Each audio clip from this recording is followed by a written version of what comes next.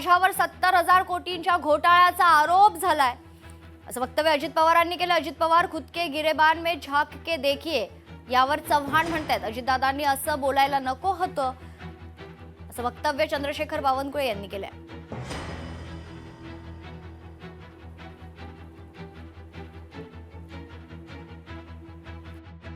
बर उद्याच्याला गुन्हा कुणावर झाला तर गुन्हा सिद्ध व्हायच्या आधीच तो दोषी असतो का हो? असतो?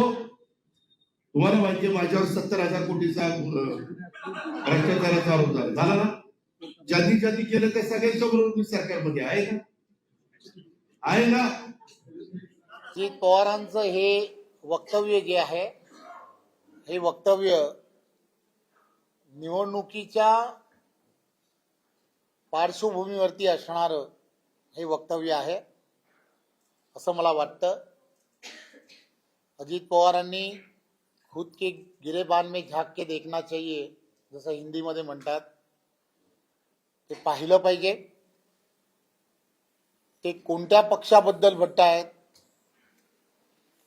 नरेंद्र मोदीजींच्या नेतृत्वातल्या असणाऱ्या पक्षाबद्दल म्हणतायत, देवेंद्रजी यांच्या नेतृत्वामधल्या असणाऱ्या पक्षाबद्दल बोलतायत।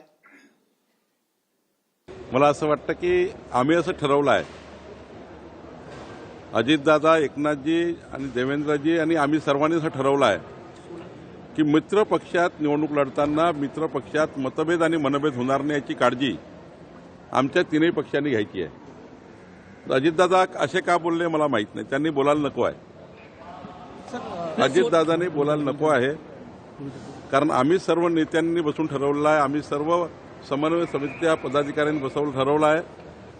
आपण मित्र पक्षात जरी विरोधात लढलो तरी महायुतीमध्ये कुठलेही मतभेद मनभेद होणार नाही याची काळजी माननीय अजितदादांनी आणि आम्ही सर्वांनी घ्यायची आहे।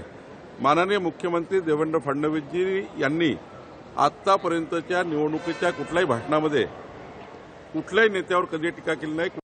वस्तुस्थिती आहे ना, ती नाकारण्यासारखी थोडी आहे। आणि तुमच्या माहितीच सांगतो की 70,000 कोटीचा जो घोटाळा आहे त्यामध्ये आणखीन कुणालाही क्लीन शीट किंवा स्लिप शीट दिलेली नाहीये, त्याच्या आणखीन चौकशी चालू आहेत।